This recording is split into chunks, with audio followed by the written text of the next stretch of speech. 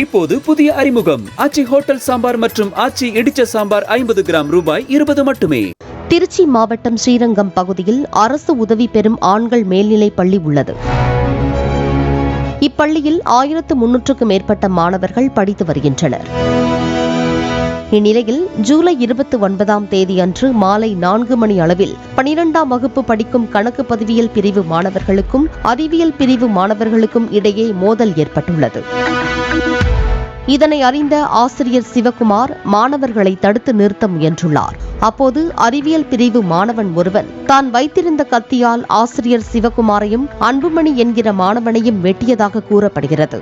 இதனால் ஆசிரியருக்கு தலையிலும் மாணவனுக்கு கையிலும் காயம் ஏற்பட்டுள்ளது.